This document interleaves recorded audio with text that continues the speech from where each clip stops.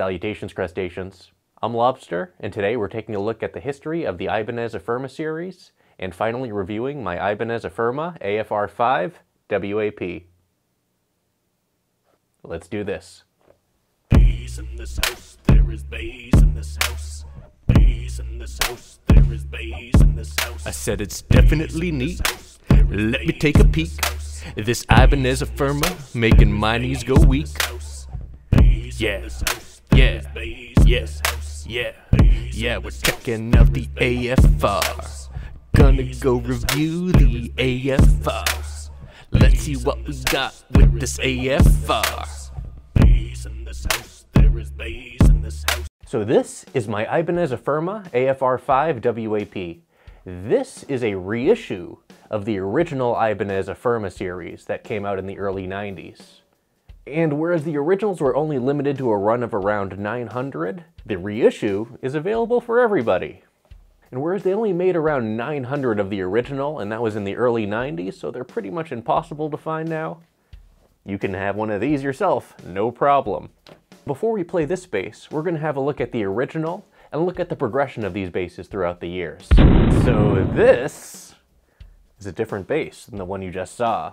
This is the original AFR105. This one is production number 901. So this model is from the early 90s, features a salmon body, S-A-M-A-N, and a maple neck, an ebony fretboard. It's 34-inch scale and has 24 frets on the G string, 23 frets on the D string and the A string, and 22 frets on the B string and the E string. Has a weird little curve there. So the design of this thing is pretty crazy. Now imagine looking at this in the early 90s. This thing is out of this world. And the Affirma series featured a lot of brand new bass technology at the time, including the monorail bridge, a piezo pickup system, and this lightweight body style and strange tuner layout. These things featured individual piezo pickups for each string, and you can adjust the individual gains with trim pots on the back of the bass.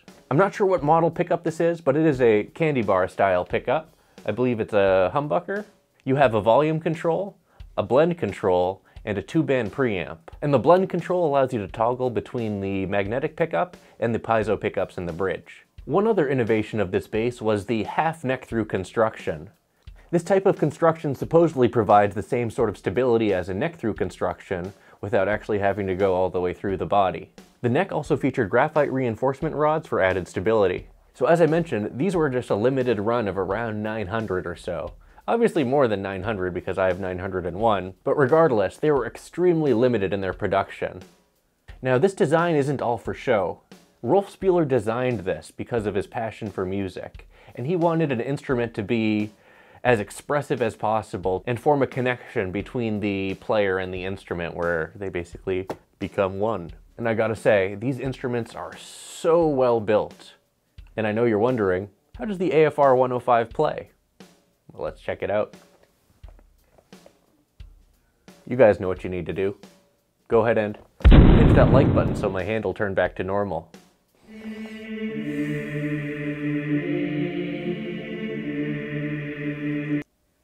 Thanks.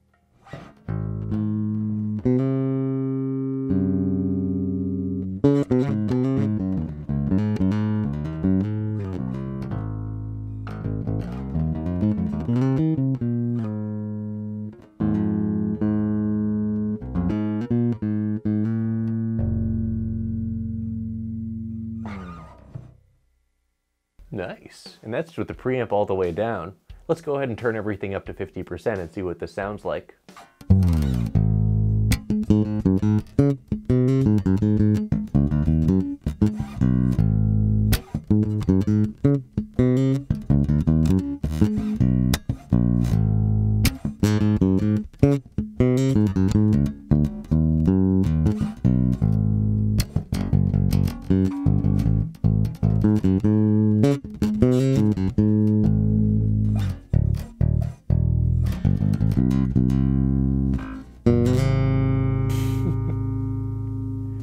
These basses sound so good and are so comfortable to play. It's like they took the original Fender bass design, threw it out the window, and designed this thing with the help of extraterrestrials, because this thing just wraps around your body almost and feels like it's part of you. And the neck sits in a really comfortable location as well.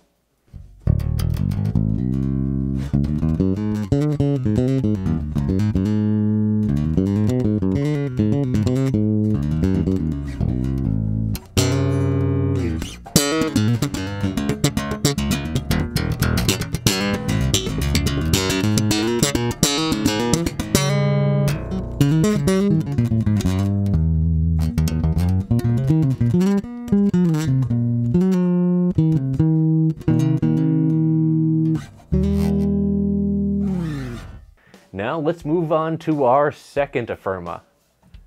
This is the Ibanez Ergodyne EDA 905. Now this bass is part of the Ibanez Ergodyne series, which started in the late 90s and ended in the early 2000s. These things featured a composite construction. So instead of the body being made of wood, it's actually made of luthite, which is a smelly material that you don't want on a bass because it doesn't smell good. This thing has a faint odor of gasoline and wet paint. And I know that that's this bass because I used to own an Ergodyne as my third bass, one of the EDBs, and that smell is instantly recognizable. These were the flagship Ergodynes that featured a piezo pickup and a magnetic pickup, a 2-band preamp, and a volume and blend. Same controls as the original, except it's spread out now into 4 knobs. However, these were made in Korea and more mass-produced, whereas the originals were handmade and limited production. The Ergodyne did away with the half neck-through construction in favor of a bolt-on, and the materials feel much cheaper overall. These are at a much lower price point than the originals. And let's see how this one sounds. Dusty. So these things are dust magnets. Dusty, dusty, dusty.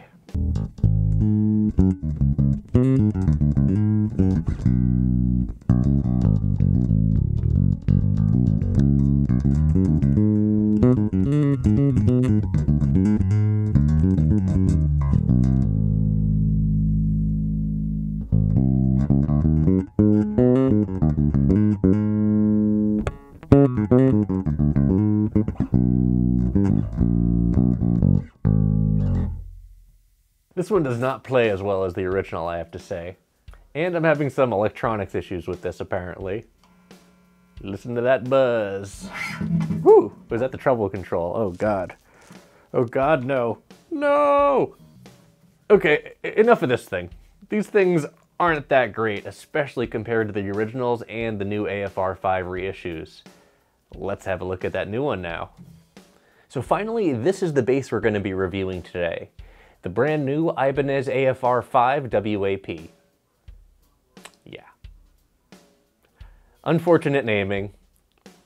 The bass came first. Anyways, the Ibanez AFR5 actually comes in several other finishes, including a flamed maple and a burl poplar. Burl poplar. Burl poplar. Burl poplar. I chose the walnut one because I liked it the best. I like the walnutty look. So the AFR5-WAP features a walnut body, 3-piece maple neck, a Bartolini pickup, a piezo pickup for each string, individual volume control for the Bartolini, individual volume control for the piezos, 2-band preamp for the Bartolini, passive tone control for the piezos. This thing has the best electronic configuration out of the bunch and gives it the most versatility.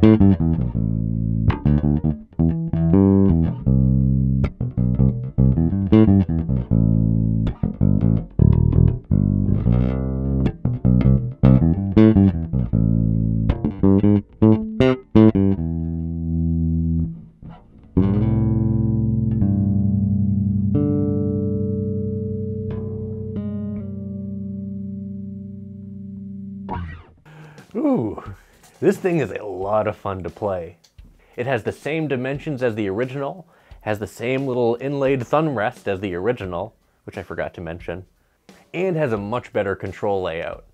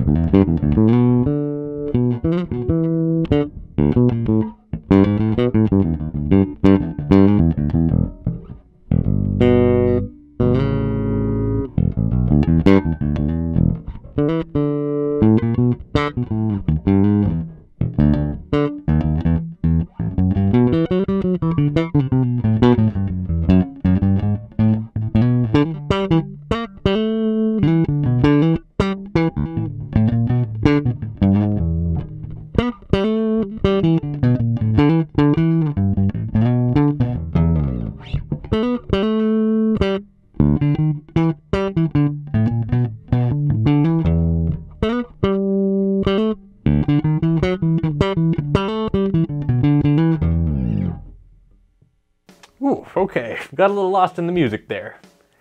This thing plays very well.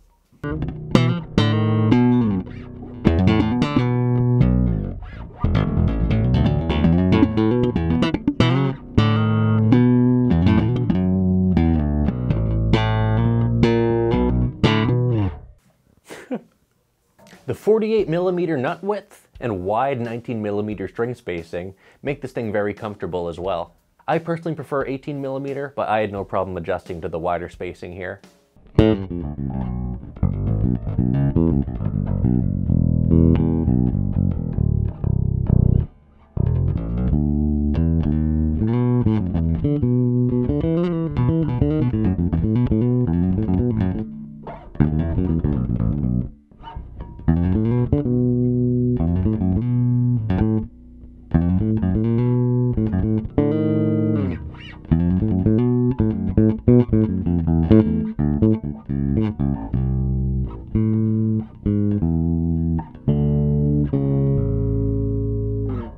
Now the electronics on this are very interesting.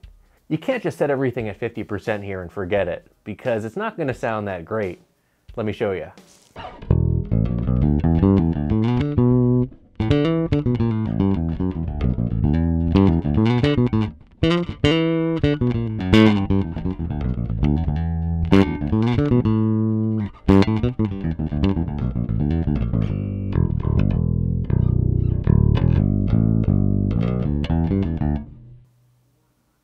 Okay, I take that back. It does sound great, but it sounds a little too trebly for my taste, honestly. I prefer something a little smoother. So I like to turn the treble down almost all the way, give it about 10% treble, and turn the piezo pickup tone down to 25%. I also turn the piezo volume down to about 50%.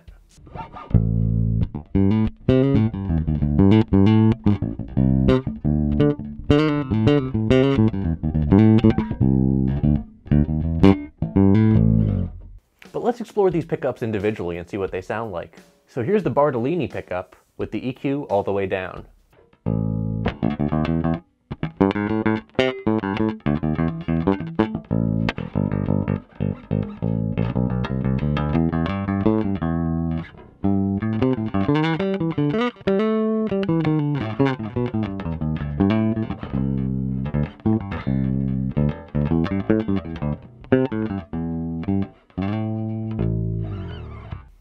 Honestly, I don't find this to be the best sounding pickup, but it's not the worst either. Let's go ahead and turn up the bass to 50%.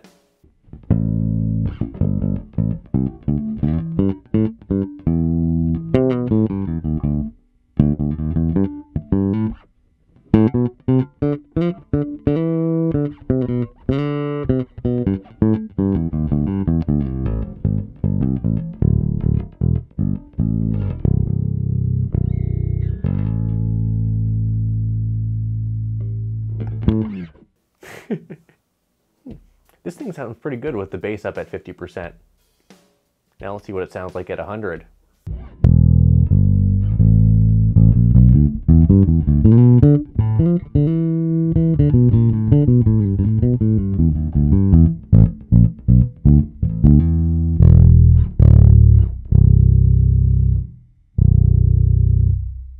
That's a bit boomy. Let's turn that back all the way down. Now here's the treble control at 50%.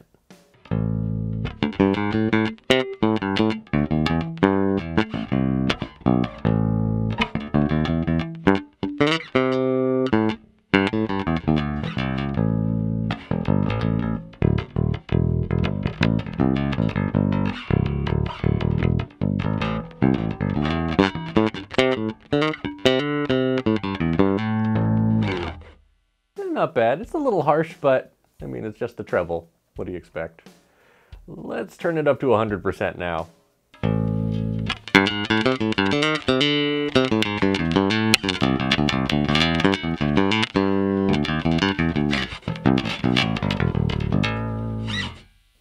That was way less harsh than I was expecting.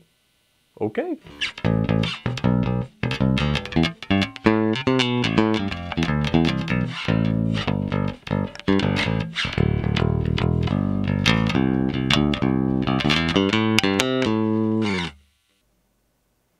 Okay, yeah, that's not terrible. Honestly, like in a metal situation or something, this treble control would actually sound really nice. Now let's turn that back down to 50% and turn the bass up to 50% as well. So here's just the Bartolini and the EQ at 50% all around.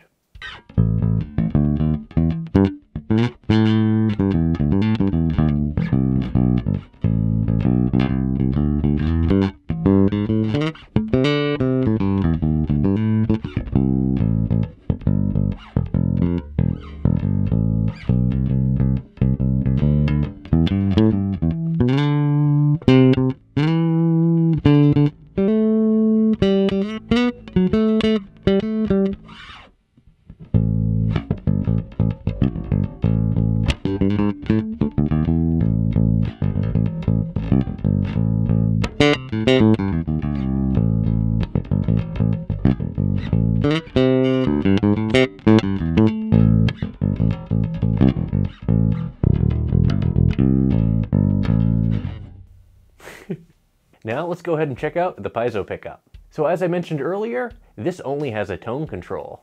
Let's see what this sounds like. Here's the piezo with the tone all the way up.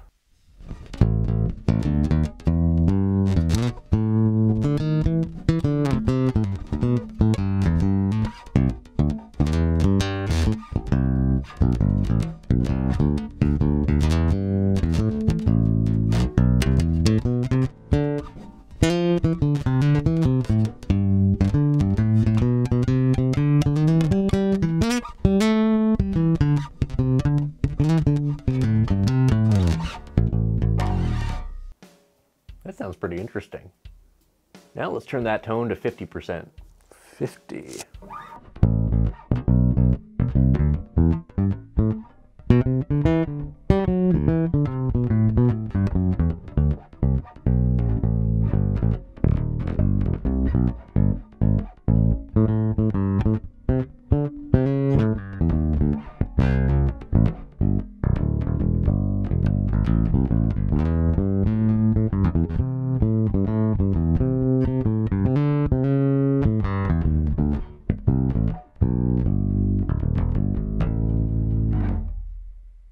Now here's the piezo pickup with the tone all the way down.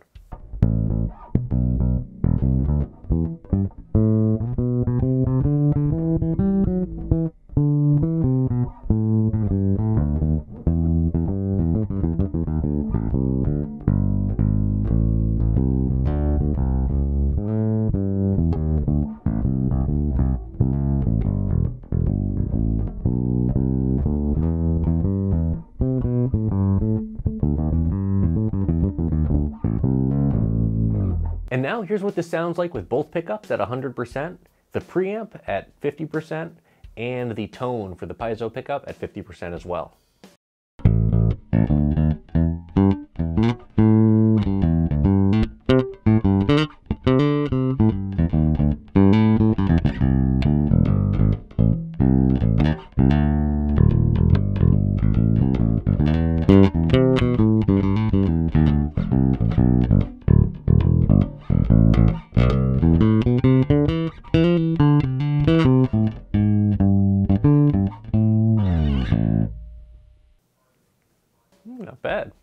Now here's my preferred configuration with the tone at about 25% on the piezo and the treble down to about 10%.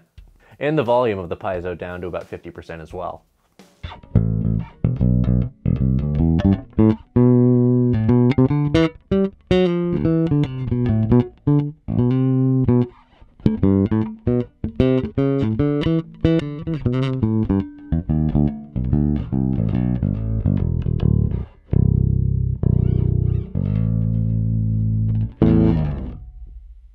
Not bad. So here's my final thoughts on the Ibanez Affirma AFR5. When I first started to play bass, I always wanted one of these. I thought the designs were out of this world, and I loved the innovation that was behind everything. The original designer of this instrument, Rolf Spuler, who's no longer with us, had a goal of designing an extremely expressive instrument that would also be a brand new approach to the bass as we currently knew it at the time. And I'm glad that Ibanez came out with a reissue, this bass, because the design itself was gorgeous, and those basses are pretty much unobtainable. I was extremely lucky to get my hands on one, and that was just through a chance, honestly. There's only about 900, as I mentioned before, and maybe a little bit over. So finding one of the originals is very unlikely, whereas you can go find one of these online right now. I think they're the best version of the Affirma. However, the Affirma isn't for everyone, because if you're looking for like a Fender Jazz or Precision or a Stingray tone or something like that, you're going to be very disappointed with this bass. However, if you're looking for something a little bit out of the ordinary that has a very interesting history behind it, you should definitely check out one of these Affirmas. So what am I going to rate the AFR5-WAP? Yeah! I'm going to go ahead and rate this bass 3 claws out of 5. Now don't get me wrong, these are excellent instruments, but they're a bit on the pricey side, going between $1,200 to $1,600 depending on the model. On top of that, this bass isn't really filling the shoes of any more traditional basses. And I know it's not really trying to, but if you're in the market for something that can be a jack of all trades, this isn't really going to be your instrument. So this is a really good sounding bass, but it's not a bass for everyone, and at the price that it's at, you should definitely do your research and make sure that it's the best bass for you. At the same price point as this bass, you can get the Ibanez EHB series, which in my opinion is a superior instrument in terms of its versatility. However, an Affirma is an Affirma, and there's no replacement for that. Thank you, Ibanez, for making an excellent bass that makes something otherwise unobtainable available to the masses. Great job. Well, that's it for this video. Thanks for watching, everyone. Be sure to like, subscribe, and leave a comment below, and let me know what you think about the Ibanez Affirma. And as always, until we groove again,